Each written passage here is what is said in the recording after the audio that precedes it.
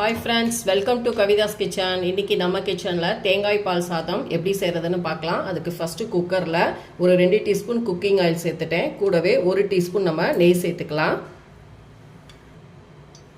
இப்போ இதல நம்ம ஸ்பைசஸ் சேர்த்துக்கலாம். பிரியாணி இலை, மராத்தி மொக்கு, பட்டை, கிராம்பு, ஏலக்காய், கல்பாசி, அன்னாசி பூ இதெல்லாம் சேர்த்துட்டு இத லைட்டா நம்ம அப்படியே வறுத்து கொடுத்துக்கலாம். இப்போ இதில் ஒரு கொத்து கருவேப்பிலை, காரத்துக்கு 4 பச்சை மிளகாய் எடுத்திருக்கேன், அதை இதில் சேர்த்துக்கலாம். இப்போ இதில் பெரிய வெங்காயம் ஒரு 3 பெரிய வெங்காயத்தை நீல வாக்கில் கட் பண்ணதை சேர்த்துட்டு நல்லா வதக்கிக்கலாம். நான் இன்னைக்கு 2 கிளாஸ் அளவுக்கு பிரியாணி அரிசி எடுத்திருக்கேன், சீரக சம்பா. 2 கிளாஸுக்கு நான் 4 பச்சை மிளகாய் சேர்த்துருக்கேன். வெங்காயம் நல்லா வதங்குறதுக்கு நம்ம உப்பு சேர்த்துக்கலாம். இப்போ இது நல்லா வதங்கணும்.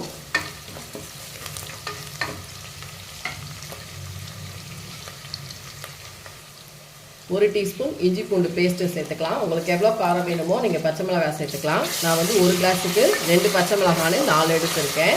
ஸோ இது நல்லா வதங்கட்டும்.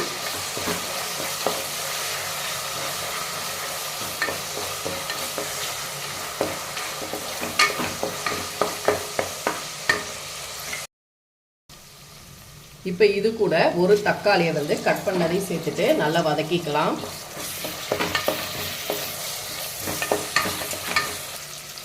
இப்போ இது கூட நம்ம மல்லி புதினா கட் பண்ணதை சேர்த்துக்கலாம். ஒரு கைப்பிடி மல்லியும் ஒரு கைப்பிடி புதினாவும் சேர்த்துட்டு நல்லா வதக்கிக்கோங்க.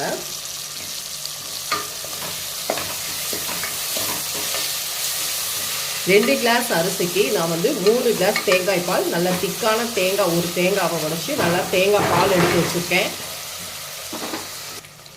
ஃப்ரெண்ட்ஸ், இப்போ நம்ம தேங்காய் பால் சேர்த்துக்கலாம். 3 கிளாஸ் அளவுக்கு நான் தேங்காய் பால் எடுத்து வச்சதை உள்ளே சேர்த்துக்கிறேன். இப்போ இது நல்லா கொதிச்சதுக்கப்புறம் நம்ம அரிசியை உள்ளே சேர்த்துக்கலாம். இந்த ஸ்டேஜில் உங்களுக்கு உப்பு காரம் பத்தலைன்னா நீங்கள் உப்பு காரம் சேர்த்துக்கோங்க. ஃப்ரெண்ட்ஸ், நமக்கு தண்ணி நல்லா கொதிச்சிருச்சு. இப்போ நம்ம அரிசியை உள்ளே சேர்த்துக்கலாம். அரிசி வந்து கம்ப்ளீட்டாக தண்ணியெல்லாம் வடிச்சிட்டு சேர்த்துக்கோங்க. இப்போ இதை மூடி போட்டு நம்ம ஒரு விசில் வேக வச்சு எடுத்துக்கலாம்.